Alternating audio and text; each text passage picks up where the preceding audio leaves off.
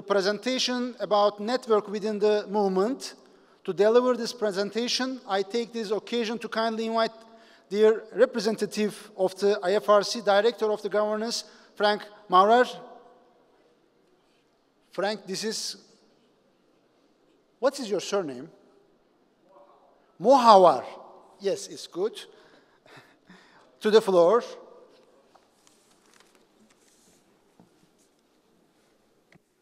Thank you very much, Mr. Chairman. And I'm very delighted to be here to speak in front of this network establishment gathering. And I was asked to give you a little bit of the legal background around these networks and what do we have here. And we all know that we have quite many networks in the Federation. In the European Conference, but also in my research beforehand, it's over 17 networks exist in the Federation.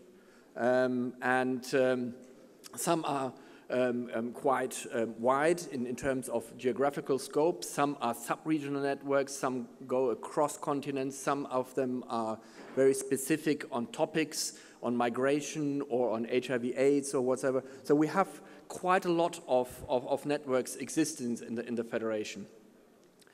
And as being a lawyer, once I start thinking about these things, I'm starting to look first of all into the hard law books and saying, what do we actually have about networks? What is the legal framework about networks?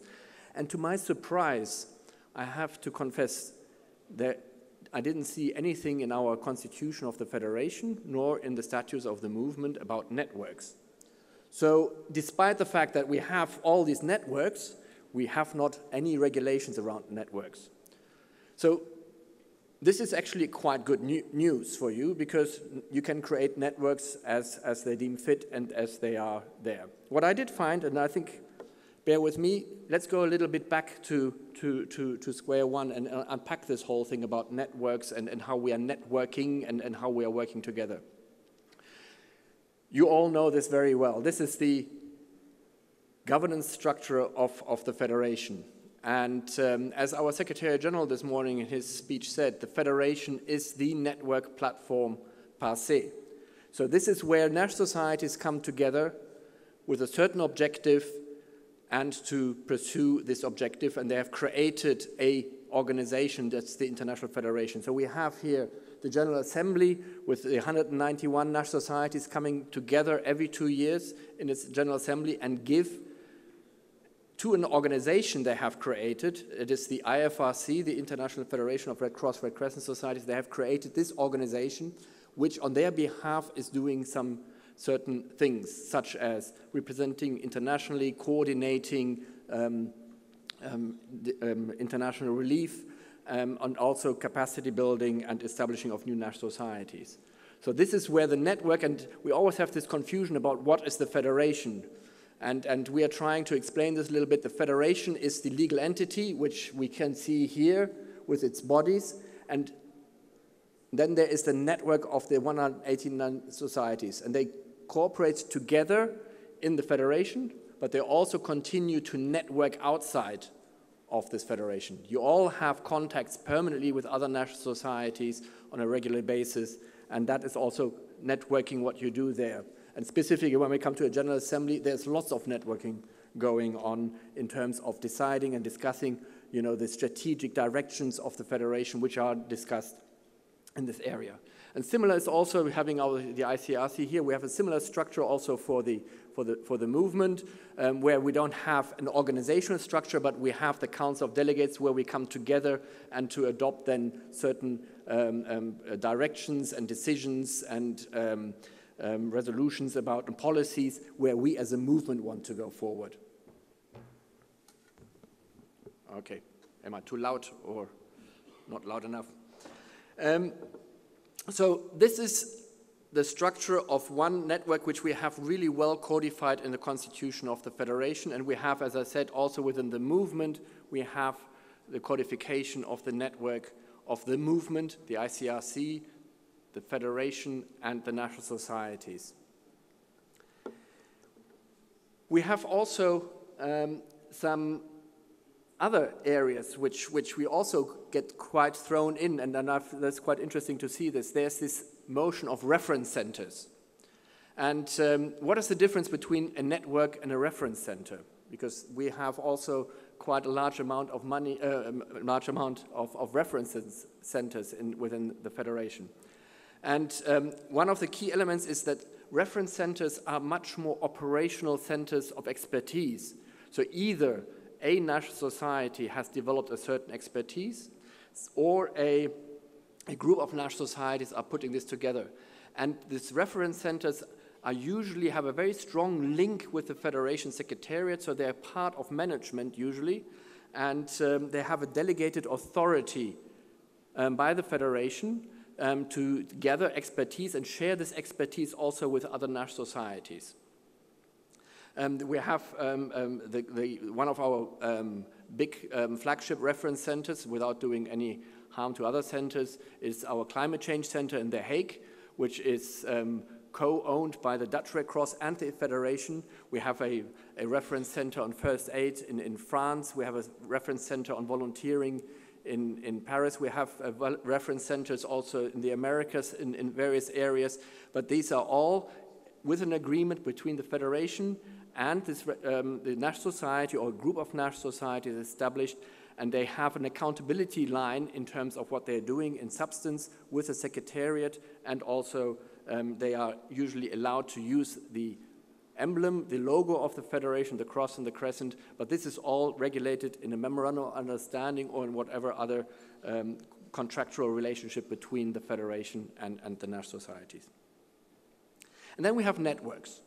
And as I said, there is no regulations about networks.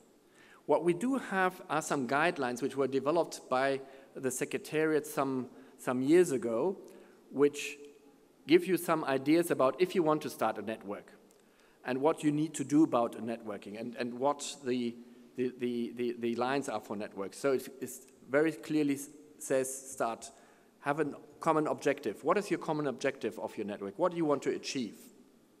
Because networks is about getting national societies together to work around one common objective. As I said, there's a network on HIV/AIDS, so these are national societies which are coming together, sharing expertise, sharing best practices, learning from each other around HIV/AIDS.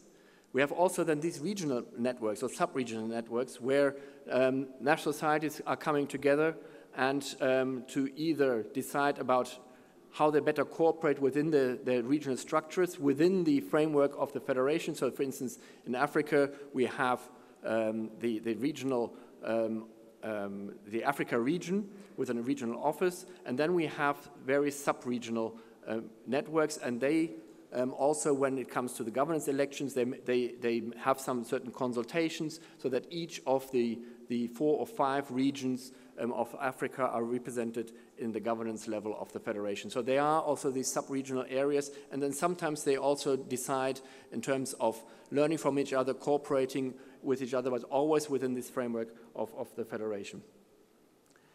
There is also usually no accountability line between a network and the Federation.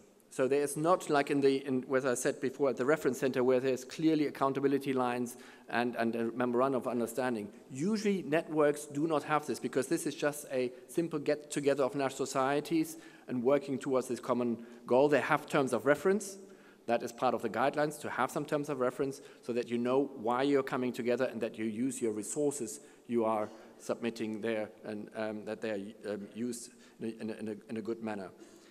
And usually, I know there are a couple of exceptions, but usually networks have no legal personality. So networks are usually, what we can see, are usually, and also per the guidelines, usually are carried by one national societies, or there's a rotation going around between national societies. I was myself once a founding member of a network on the European Legal Support Group when I was still with the German Red Cross. So we were rotating the chairmanships there, and there was also no budget or anything, so this was hosted by everybody who was in charge of this network at that time, and everybody contributed their own costs. So it's also that often these networks do not have any budgets. However, we do see 2 or 3 examples where we do have differences, where the structures have grown over time to something more consolidated and more permanent. But the majority of the networks don't have anything. So, in a nutshell, because of the absence of any rules about networks, as lawyers, we then say, okay, if we don't have any rules, so what is the limit? Because the limit is not the sky here, and there are indeed some limits of any of the network what you can do. And because the networks are established of national societies, so any network which has the name Red Cross, Red Crescent in it must continue to obey by the constitution of the federation, because the individual national society also within that network has to continue to be within the constitution of the federation and the statutes of the movement. They are also binding. That means also that, for instance, there is in Article 8 are the obligations of national societies within the federation. And one of the obligations is also to adhere to decisions of the Council of Delegates at the International Conference. So CV agreement, SMCC, all those areas have to be maintained by the national societies which are in this network. And then also the network itself has to make sure that they continue about this. We've heard this morning several times, and that is also an obligation that's almost a given, is that any of these networks has to obey by the fundamental principles, because each national society has also that obligation within the context of the federation and the statutes of the movement. Also, any kind of these networks must not undermine the governance of the federation. So what is here is that it is the federation governance, and then on movement level, it is the Council of Delegates is setting the policies and the directions of the federation. So any network in here has to follow these policies and the directions given by these two major bodies, and they have to work within these frameworks. That means also that they have not only on the governance level, but also on the operational level, these networks must be in the framework of the Constitution of the Federation, which is the Secretary General of the Federation has a clear mandate in terms of operations, and the Federation has a clear mandate in terms of some areas of national society operational capacities, and these networks must not contradict these clear mandates. What I would like to end here is where networks can be very positive, and our experience is very positive, is in terms of how can networks actually contribute to a better governance of the federation and also within the movement. As you know, for instance, we are now working with many societies and seeking input and want to engage with societies in the preparation of the international conference. So how can such a network, which is built up over such a vast region as you are envisaging, how can such a network can contribute to such a engagement?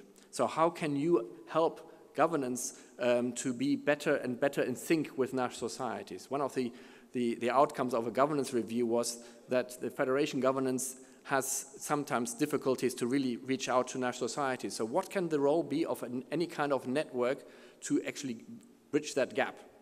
So these are some questions I would like to push back to you in terms of network. So in a nutshell, we have some guidelines, which is very soft law, which just gives some examples about how to establish a network, how to best go forward, and also it says in the guideline it usually takes some time till a network really gets traction and starts working. Networks are usually quite loose networks. Some are more together, some are wider. Networks have to obey by the fundamental principles, by all the decisions of the Federation and the Council of Delegates and International Conference. But within this, networks are quite free to decide how they're structured, how often they meet, how they work with each other, what their objectives are. And with this, Mr. Chairman, I think I was given 15 minutes. I don't know whether I've spelled this out, but I wish you best of luck. Thank you very much.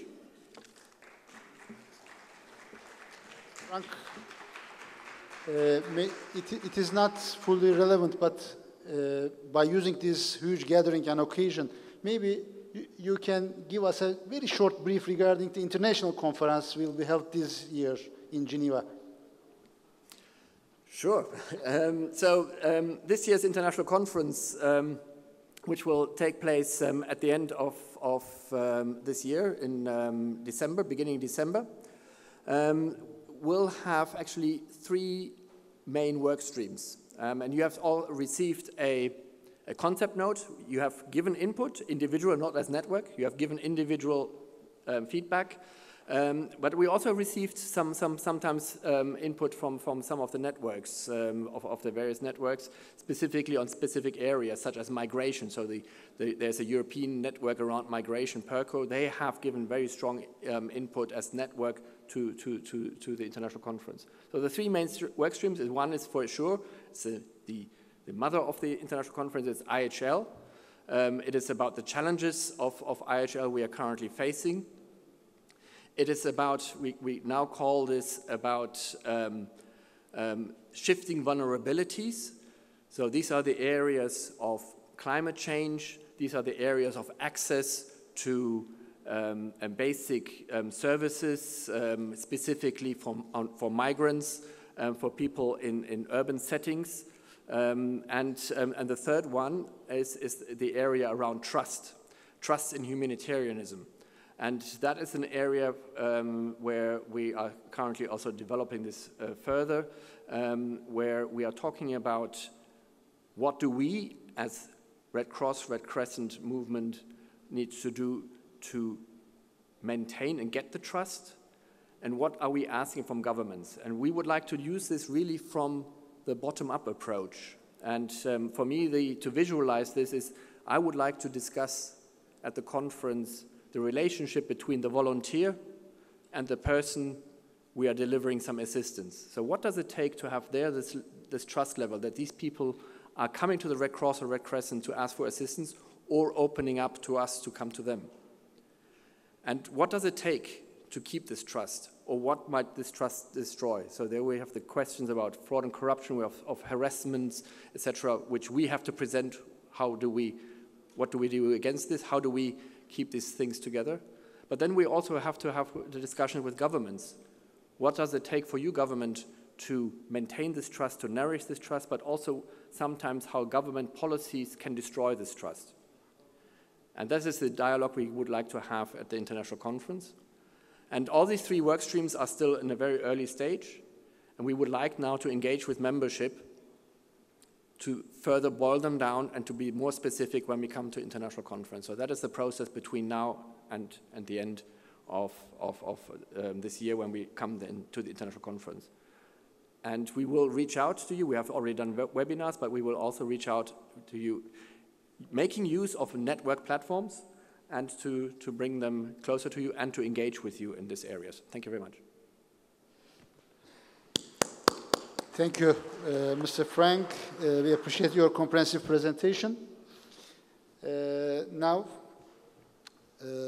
we are at the agenda item presentation of the concept note and terms of reference, TOR, Declaration of a Network Among National Societies in the OIC region. Now, we move on. Next presentation about the concept note. I now hand over the floor to the Director of the International Policies and the Partnership Department, Mr. Kaan Saner from Türk Kızılay, and an executive of the International Policies and the Partnership Department of Türk Kızılay, Mr. Abdullah Kaya, to make his presentation on the subject. The floor is yours.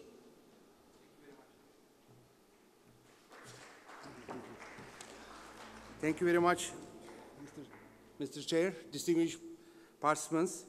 Today I'm going to present you the main intention behind, having such network.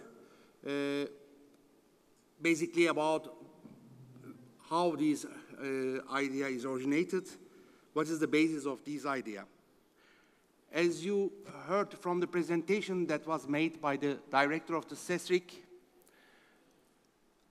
OIC region is very prone to disasters. I mean, in between the year 2000 and 2016, the number of disasters occurred in the OIC region account for 23% of the total number of disasters in the world, while the fatality rate is beyond that with 40%. This means that OIC region is suffering very high vulnerability. Actually, the highest vulnerability rates is existing within the OIC region. For example, for instance, 19 countries in the OIC region have the highest vulnerability rates in the world. So this is the main starting point for us, why we need such kind of network to exchange of expertise, knowledge, and best practices in the face of vulnerabilities and the risks that we have in this region. Actually, these risks and the vulnerabilities are based on commonalities, and these commonalities stemming from the same economic, demographic, physical, geographic, psychological dynamics. So, taking a joint action which is going to ensure complementarity and collectivity in addressing common problems actually is very natural from our perspective as a national societies. Because we have different contexts in our countries, but the same auxiliary role we are playing in our countries. As national societies, we are coming from very time-honored and a deep-seated background and culture. We are always talking about how important our auxiliary role is, but what we have done so far to underpin this auxiliary role should be questionable from our perspective as well, because it is a little bit level of intensity in our engagement with the OIC mechanisms. How we are effective in engaging our governments to have influence on policy making, especially with regards to matters of humanitarian concern. So most of national societies, of course, it's very clear that spare no effort in addressing the vulnerabilities and the needs of affectees in their countries, respective countries. But most of the time, their efforts are limited because of the strained resources or insufficient resources and capacities. What we can do in the face of overstretched capacities, of course, we need to take into account what we can do as national societies to enhance our resource mobilization capability, by exchanging experience. As my colleague Frank Maurer said, platforms is not very much, these kind of networks is not very much sophisticated structures. Its intention is not to additional bureaucracy to the existing structures. It's rather a platform where national societies can come together, freely discuss their problems of common nature. And all in the statutory meetings or in different platforms, we are always referring to our strength in humanitarian diplomacy. Of course, Red Cross, Red Crescent movement comes after the United Nations, which is the most institutionalized humanitarian aid systems now in the world. But unfortunately, as you know, we were older than them. This means that the capability of conducting humanitarian diplomacy and our capability to utilize their tools, its tools, should be more advanced when in comparison with that of this system.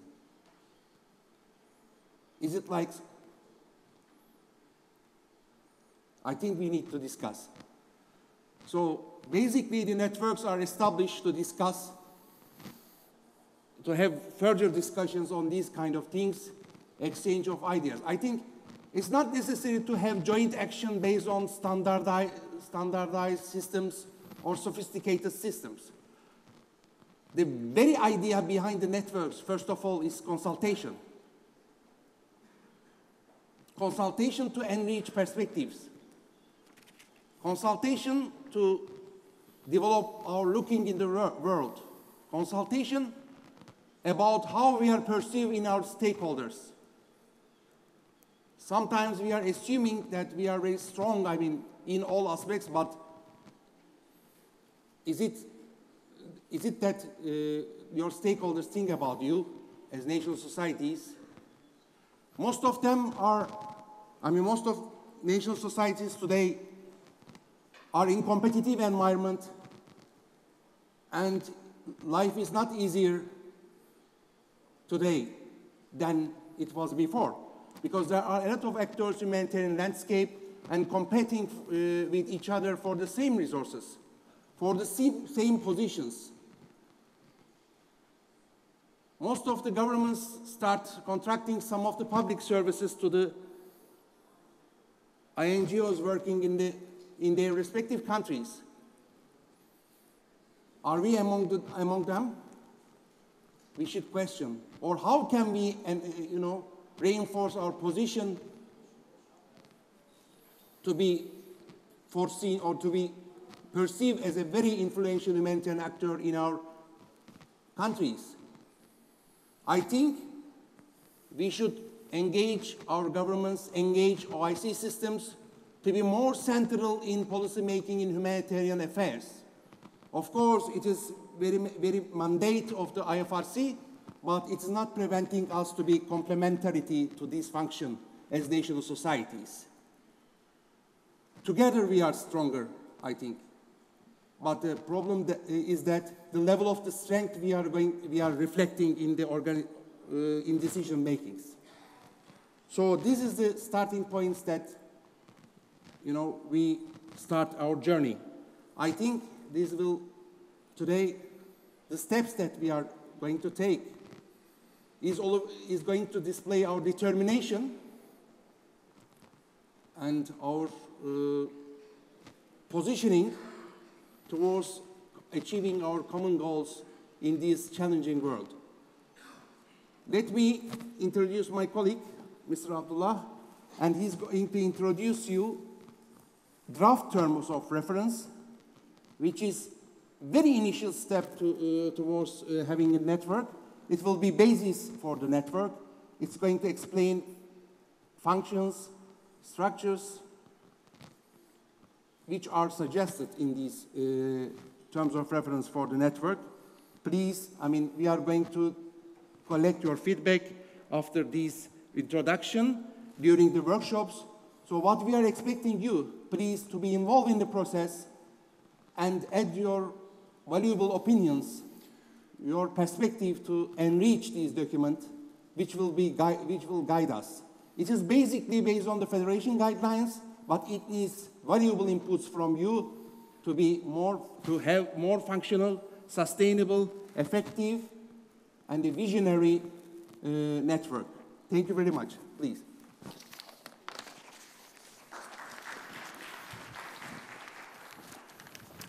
Distinguished participants, I would like to once again welcome you to our beautiful Istanbul. Right now, I will be reading out the terms of reference, which we will be presenting to you. But I would like to once again inform you that this terms of reference is a zero draft, which was prepared in order to provide, to facilitate the process of writing the terms of reference for a network. So today and tomorrow, we will be changing, and we will be listening to your opinion about what will we be doing about the terms of reference and what should we change and what should be staying. Right now, I will start reading the zero draft of the terms of reference, and I will start out by the purpose of the terms of reference. Inspired by the global principles enshrined in the International Federation of Red Cross and Red Crescent Societies Constitution and Movement Statutes, the network identifies a unique collaborative opportunity to provide a collective response to address the growing humanitarian challenges faced by the national societies within the Organization of Islamic Cooperation region. The network seeks to support vulnerable people in need within the OIC region by providing a platform to exchange and apply the knowledge, skills, and know-how of the Red Cross and Red Crescent societies. This network would set forth the first ever regional initiative that seeks a wider inclusiveness and a synergy among national Red Cross and Red Crescent societies within the OIC region in an effort to generate a greater cooperative impact in humanitarian assistance at the local level. Now I will mention the objectives. The global objective of the network is to complement national societies' efforts in alleviating human suffering and contributing to sustainable development through enhanced resilience of the communities within the OIC region by advocating the rights of vulnerable people and at-risk communities through enhanced dialogue and humanitarian diplomacy, contributing to OIC's regional policies within a humanitarian perspective and promoting the global principles and policies of the International Red Cross and Red Crescent movement. Providing a regional platform to facilitate the exchange of knowledge, expertise, and best practices through skill sharing, benchmarking, joint programming, and peer-to-peer learning. Supporting and facilitating resource mobilization of national societies from donors across the OIC region. As for the membership in the network includes any national society within the OIC region recognized under the International Red Cross and Red Crescent movement that is willing to contribute or would benefit from participation. The network comprises members, observers with consultative status, and other observers. Those comprised within the network remain a part of this cooperative both as individuals and as representatives of their national societies and organizations. All members share collective responsibility and liability for the activities of the network. The legal status of the network. The network, registered in the host country of the Secretariat, inspired by global and regional principles and strategies and the statutes of the International Red Cross and Red Crescent movement and IFRC Constitution, recognizes them as a guiding framework for this cooperation.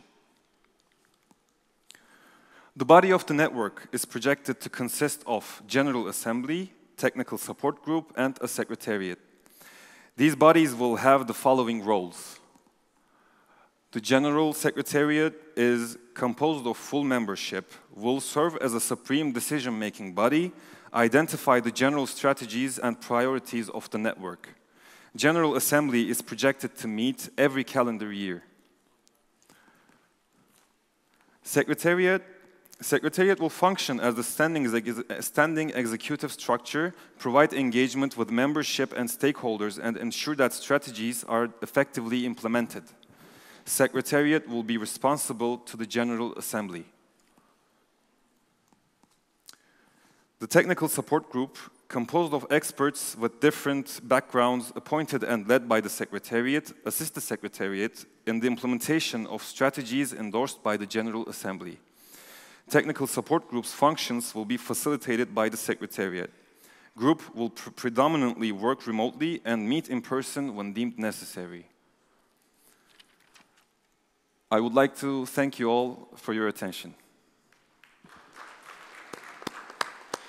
Thank you, Kaan and Abdullah, for these comprehensive presentations.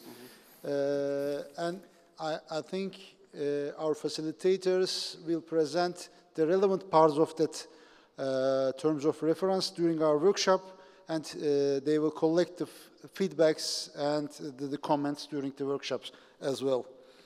Now, we are moving on the agenda interactive session. It's democratic session, which we are very familiar in our region, through the Slido. We are continuing this interactive question and answer session. Mr. Saner and Mr. Kaya will keep leading this session.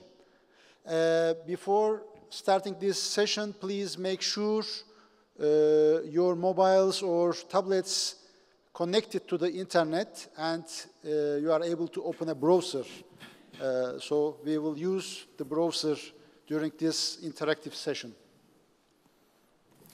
If you need any kind of technical support, you can see our lovely red volunteers there.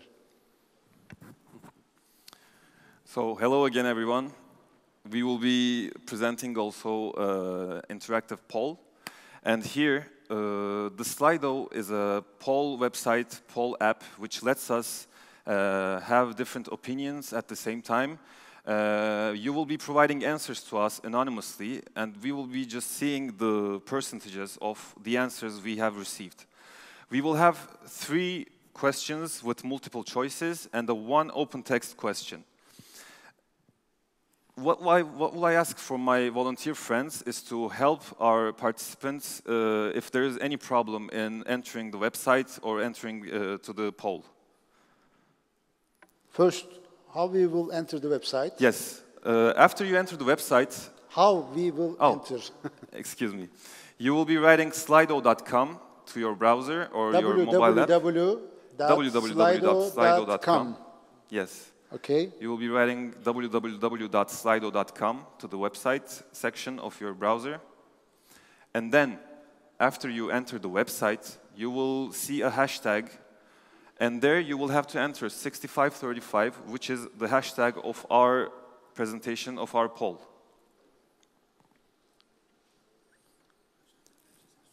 Everybody connected? Anybody unconnected? So if everybody is connected, I will start with the first question. Wait. Okay. Mr. Yasin.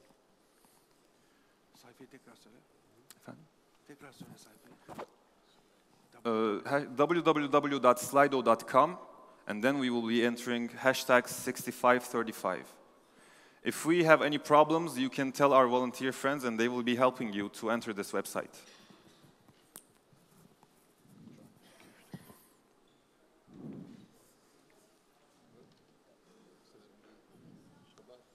Okay. Okay. So we can start with the first question. The first question is, which one do you consider as the major challenge national societies in the OIC region face from an organizational perspective? We will have 3 minutes for this question, and then we can see the percentages, and then proceed to the second question.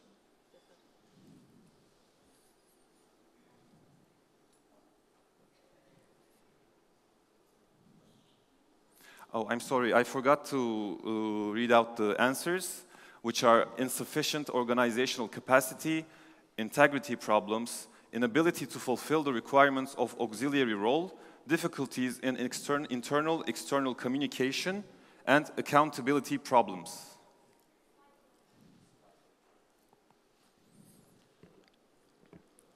And the IDs of the voters is hidden, right? Yeah, we're not seeing anything. We're just seeing the percentage. By the way, you can answer two. You can have 2 answers at the same time. So feel free to have two answers for a question.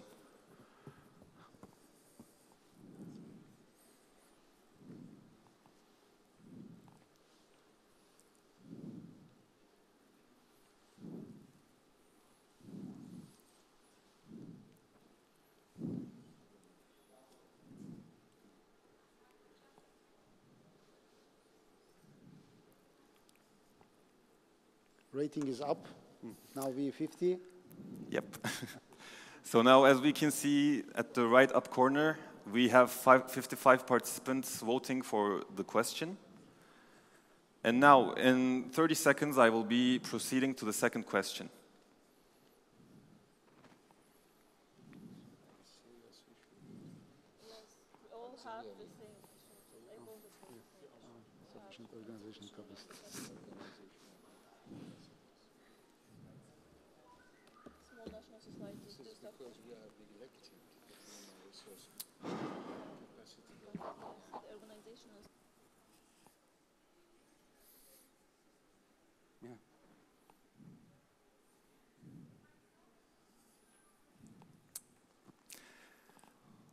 So, right now, there are 70 voters, and as we can see, our participants see insufficient organizational capacity as the major challenge national societies in the OIC region face from an organizational perspective.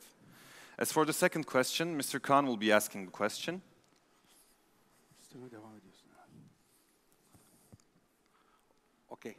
The second question, which one do you consider as the major challenge national societies in the OIC region face externally? And the choices: disaster, overexert capacities, difficulties accessing the vulnerable, increasing and diversifying vulnerabilities, increasing humanitarian actors, increased security implications.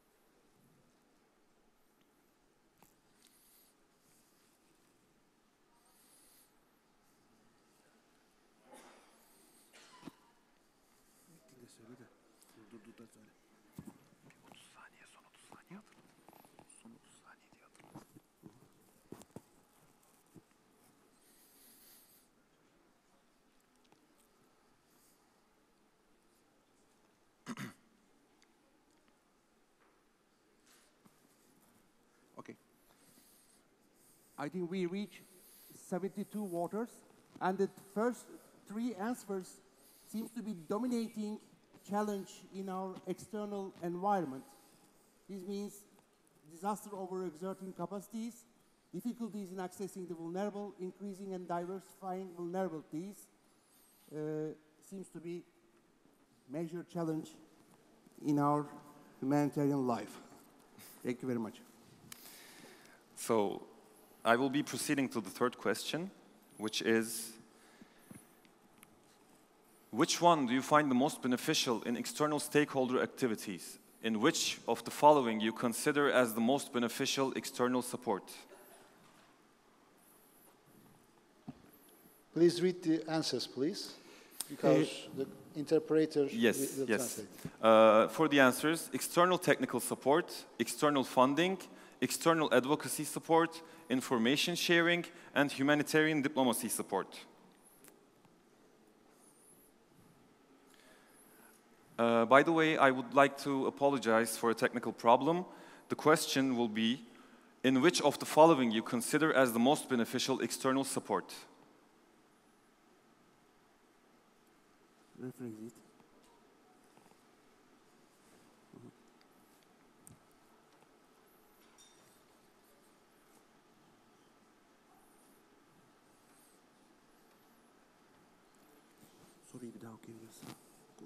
So I will be reading the question once again.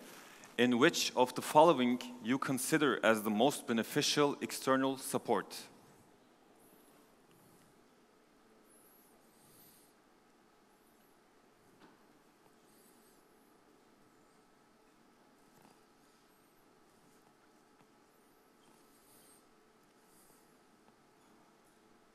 We will be proceeding to the next question in 45 seconds.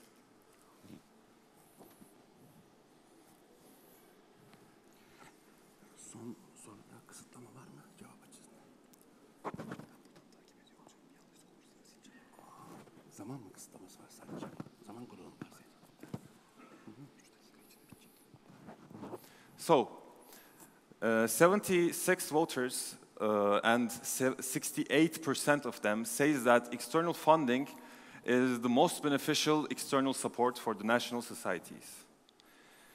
So we will be proceeding to the fourth question, which will be an open text question, because we value your opinions and we think that what you say to us, what you write in this question will be most important for us. Mr. Khan, please.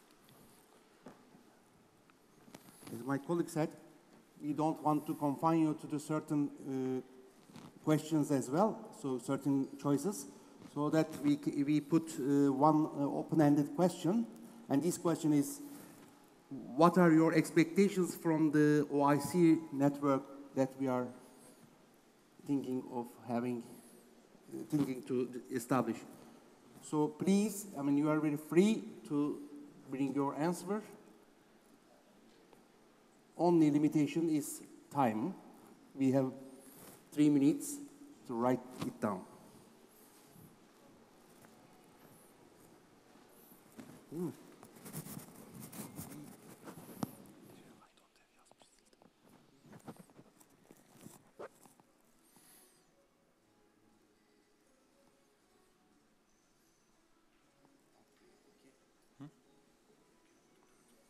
Buraya bakabilirsiniz.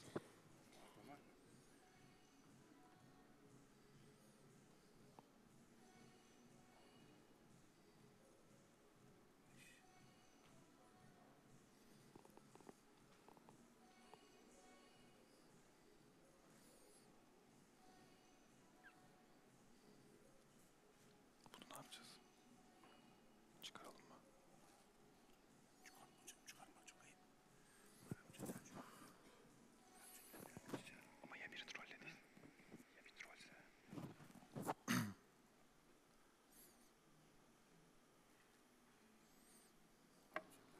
Yes, Yunus? Okay. I have one simple question, really. I'm a bit confused.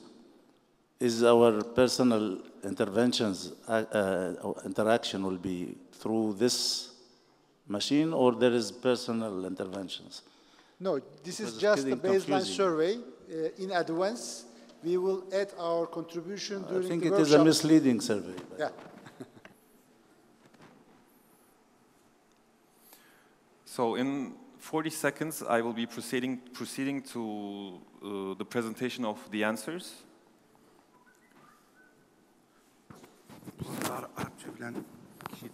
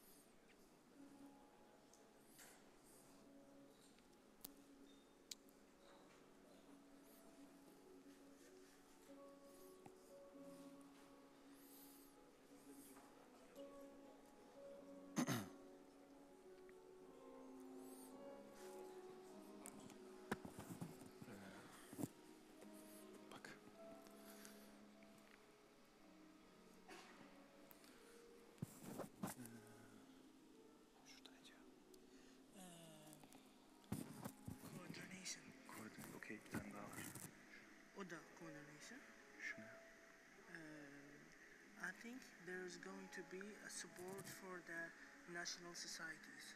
Okay. Kaan Bey, buyurun.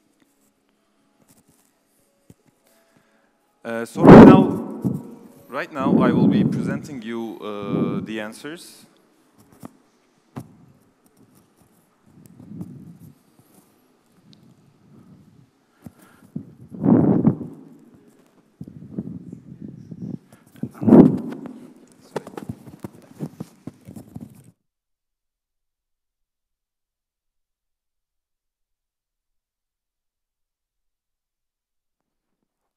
Use this microphone instead of headphone. Okay, let me read answers out one by one. better cooperation, coordination mechanisms, effective accountability, respect of fundamental principles, a strong voice from national societies in the OIC member countries that is principled, apolitical, and within agreed frameworks, rules of the global movement network, better utilization of human and financial resources, leading to more efficient and effective response to avoid duplication of efforts, promote a culture of peace, non-violence to the reflect to root characteristics of the region, promote auxiliary role of national societies, better cooperation, coordination mechanisms, effective accountability, respect of fundamental principles, sharing experience, better and effective communication among network members, managing resources more effectively to meet demands of suffering people, putting to the humanitarian affairs, share experience, mobilize fundings, mobilize technical support, building a strong network between OIC members within the strong knowledge, communication, financial and technical support in any of its type, to have better interaction and communication within OIC, reaching more beneficiaries than any other, I think, humanitarian actors or movement, to provide an infrastructure of cooperation within RCRC organization across OIC, and the second, to have a joint action center to cater to any emergency or conflict in OIC region, to serve as a role model network in benevolence, to improve disaster management, especially in neighbor societies.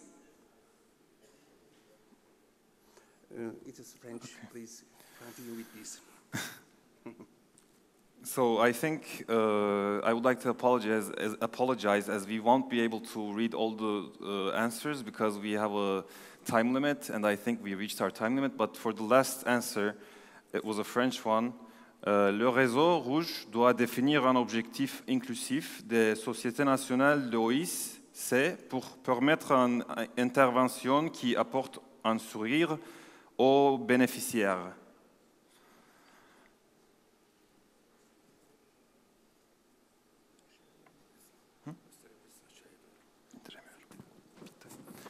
So we would like to thank you for participating in this interactive session. Thank you very much. Thank you very much. These interactive sessions, I think our colleagues will note all these comments and the survey and use in the workshops. Now we are at move on the agenda guiding presentation of the workshops. Now, as the presenter of the workshops, I would like to kindly invite Director of the International Policies and the Partnership Department, Mr. Kaan Saner again. Kaan, take the floor.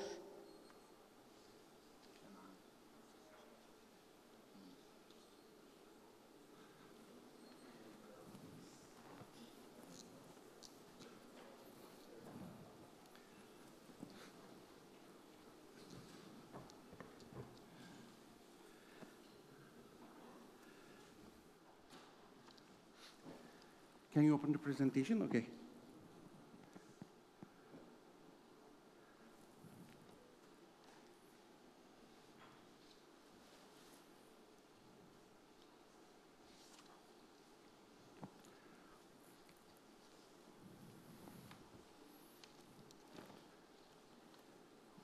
Okay, we are going to continue with most maybe interactive part of these meetings.